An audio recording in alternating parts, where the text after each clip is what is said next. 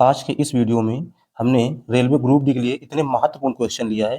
ये जो क्वेश्चन है पिछले कई सालों से रेलवे ग्रुप डी परीक्षाओं में पूछे जाते हैं और हर बार पूछे जाते हैं। इनका जो सॉल्यूशन है वो इतना लाजवाब है कि आप देखेंगे तो कहेंगे कि ये कंसेप्ट हमको पहले क्यों नहीं पता था। हर एक सवाल के लिए एक नया तरीका है और सवाल को पूरा भी नहीं हल करना। हम देखेंगे ऑप्शन का सहारा हो तो ऑप्शन से हल करेंगे और कैलकुलेशन से जितना हो सके उतना हमें बचना है, क्योंकि एग्जाम में हमें समय बचाना होता है।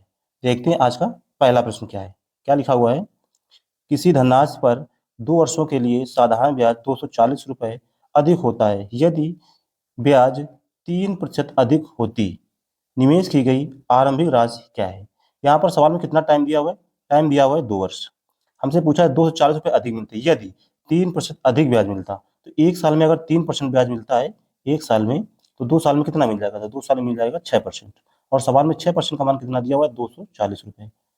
यहाँ से 1% का मान कितना आ जाएगा? काटेंगे तो 6 चौक 24 और ये जीरो आ जाएगा।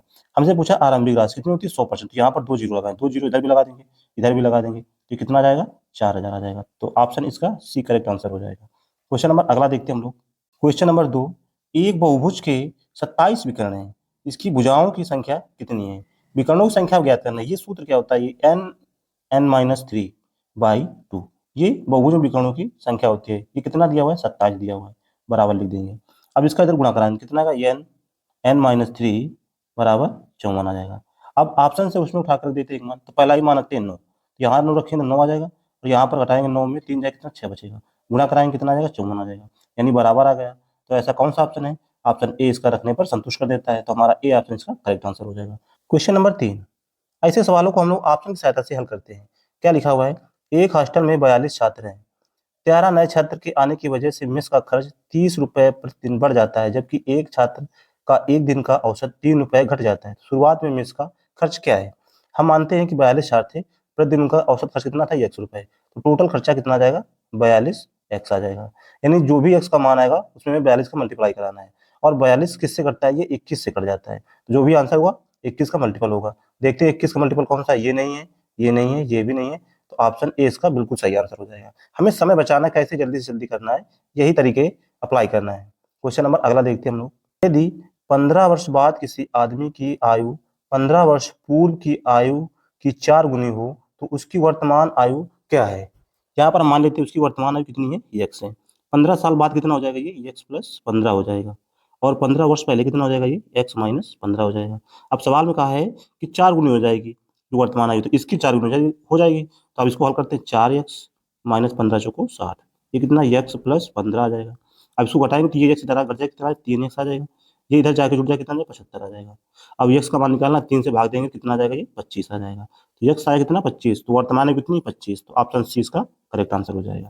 क्वेश्चन नंबर अगला देखते हैं। यहाँ पर हमें कोण AED का मान बताना है। ज्योमेट्री का क्वेश्चन है, यहाँ कोण कौन सा? ये वाला हमें बताना है। देखते कैसे लगाएंगे। कोण BAC 30 ये दिया हुआ है, कोण ABC 50 ये दिया हुआ है, और ये हमको दिया हुआ है CDE ये 25 दिया हुआ है। ये वाला पूछा है। सबसे पहले देखते हैं हम लोग ये वाले त्रिभुज में, ये जो त्रिभुज है इसमें देखते हैं। इसके लिए ये जो कोण है ये बाह्य कोण होगा। किसी त्रिभुज का बाह्य कोण क्या होता है? इसके सामने वाले कोण को छोड़कर दो अन्य कोणों को योग के बराबर। ये कितना आ जाएगा? 30 प्लस 50, ये कितना आ जाएगा? 80। तो ये जो कोण है ये 80 आ जाएगा। अब त्रिभुज हमारे पास कौन सी बची? त्रिभुज बची CDE। इसमें बहिष्कोण कौन सा है? ये वाला। तो ये कितना हो जाएगा? ये 80 प्लस 25, इन दोनों को जोड़ेंगे तो ये बहिष्कोण इसके बराबर आ जाएगा। कितना आ जाएगा? ये 105 आ जाएगा। कितना आ जाएगा? 105 आ जाएगा। तो ऑप्शन सी इसका करेक्ट आंसर हो जाएगा। अगला क्वेश्चन हम लोग देखते हैं। एक साइकिल को 2850 रुपये में बेचने पर एक दुकानदार को 14% का लाभ होता है। यदि यह लाभ 8% रखा जाए तो साइकिल का विक्रय मूल्य क्या होगा? यानी 100 रुपये वाली वस्तु 14% लाभ पर बेची जाती है, तो कितना? 114% में बेची जाती है। इसका मान कितना दिया हुआ है? 2850 रुपये। हमसे पूछा जा रहा है 8% लाभ हो, तो यानी 108% का मान हमसे पूछा जा रहा है, ये हमें बताना है। तो सबसे पहले इसमें 19 से भाग देंगे, कितनी बार जाएगा? 6 बार जाएगा। इसको भी 19 से भाग देंगे, कितनी बार? 1 बार जाएगा। फिर भाग देंगे 5 बार जाएगा, फिर 0 आ जाएगा। अब 6 से इसे फिर से काट देंगे तो 1 आ जाएगा, ये कितना आ जाएगा? 25 आ जाएगा। इसका मतलब 108 का मान हमें चाहिए, तो इसमें 25 से गुणा कराना होगा।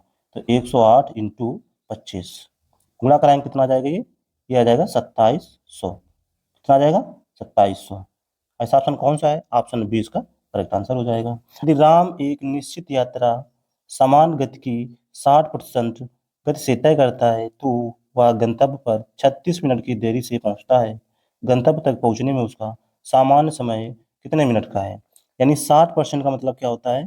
3/5। प्रारंभिक चाल उसकी 5 थी, अब वो 3 की स्पीड से जा रहा है तो 36 मिनट की देरी हो जाती है। तो हमसे पूछा है सामान्य समय क्या था। जब भी ऐसा सवाल आए तो हमें क्या करना है, ऊपर वाला ऐसा ही लिख देना है, फिर इसको इन दोनों का अंतर करना है। तो अंतर कितना आ जाएगा? 2 आ जाएगा। और समय कितना दिया हुआ है? 36, यहाँ लिख देंगे। अब इसको हल कर देंगे, 2 से काटेंगे कितना आ जाएगा? 18। 18 गुणित 3 कितना आ जाएगा? 54 मिनट। तो ऑप्शन बी इसका करेक्ट आंसर हो जाएगा। Question number 8।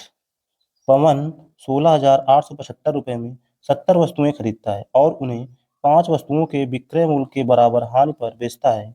एक वस्तु का विक्रय मूल्य क्या होगा? यानी वो 70 वस्तुएं खरीदता है, 70 वस्तुएं खरीदता है और बेचता कितने? 75 वस्तुएं वो बेच देता है। जब 70 वस्तुएं खरीदता है और 75 वस्तुएं बेचता है तो उसको 5 वस्तुओं के बराबर नुकसान होता है। इसका मतलब 70 वस्तु जितने खरीदी थी उतने में वो 75 वस्तुएं बेच रहा है। इसका मतलब यही है। तो हमारे पास कितने टोटल वस्तुएं बेचता है? 16,875 रुपये में। और बेचता कितना है? 75। लाया था 70, बेचता है 75 उतने रुपये में, तो उसको नुकसान कितना? 5 हुआ। यानी एक वस्तु का विक्रय कितना हो जाएगा? इस 75 का इसमें भाग दे देंगे। जब इसको भाग देंगे हम तो काटेंगे, कितना आ जाएगा? ये 25 से पहले कटेगा तो 30, नीचे 3 आ जाएगा, ऊपर कितना आ जाएगा? 6, फिर आ जाएगा कितना? 7, फिर आ जाएगा 5, फिर 3 से काट देंगे, 3 दूना 6, 3 दूना 6, 15, कितना है? 225। तो ऑप्शन कौन सा है? ऑप्शन ए इसका सही आंसर हो जाएगा। Question number 9। यहाँ पर क्या बताना है? शेषफल बताना है। और यहाँ पर 10 का भाग देने पर जो शेषफल बचे वो बताना है। यानी 10 का भाग देने से जो शेषफल होता है वही उस संख्या का इकाई का अंक भी होता है। ये दोनों सेम होते हैं, इकाई का अंक भी वही होता है। तो इसका मतलब हमको इसका इकाई अंक ही ज्ञात करना है। तो 99 में पहले हम क्या करेंगे? 4 से भाग देंगे। तो यहाँ पर रिमाइंडर कितना बचाएगा? 4 दूना 8 आ जाएगा, 36 हो जाएगा, 39 हो जाएगा, 4 से 3 बच जाएगा, 3 से बच जाएगा। यानी 2 की पावर 3/10। 2 की पावर 3 कितना होता है? 8। 8 में 10 से भाग देंगे तो कितना आ जाएगा? 8 ही इसका रिमाइंडर आ जाएगा। तो ऑप्शन डी इसका करेक्ट आंसर हो जाएगा। क्योंकि हमें पता है ना कि किसी संख्या का जो इकाई अंक होता है वो उस संख्या में 10 से भाग देने पर भी वही अंक प्राप्त होगा, इसलिए इस नियम को हमने लगाया है। अगला क्वेश्चन देखते हैं हम लोग, क्वेश्चन नंबर 10। ए एक काम को 15 दिन में कर सकता है और बी उसी काम को 20 दिन में कर सकता है। उनके द्वारा एक साथ समान मिलकर कार्य करने में लिया गया समय क्या है? यानी ए का एक दिन में काम कितना है? 15 दिन कर सकता है, बी उसी कार्य को 20 दिन में कर सकता है। दोनों मिलकर कितने दिन? तो पहले इसका लेंगे लासा, कितना आ जाएगा? ये 60 आ जाएगा। 15 चौक 60, 4 आ जाएगा। इसका भाग देंगे 3 आ जाएगा। अब दोनों से कराना है तो यहाँ पर लिखेंगे 60, 4 3 7, इसका भाग देंगे 7 8 56, बचा कितना? 4, 4/7 आ जाएगा। तो ऐसा ऑप्शन कौन सा है? ऑप्शन सी इसका करेक्ट आंसर हो जाएगा। वीडियो पसंद आया तो लाइक करें, शेयर करें और हमारे चैनल को सब्सक्राइब भी करें। ऐसे वीडियो देखने के लिए हमारे चैनल को सब्सक्राइब करें।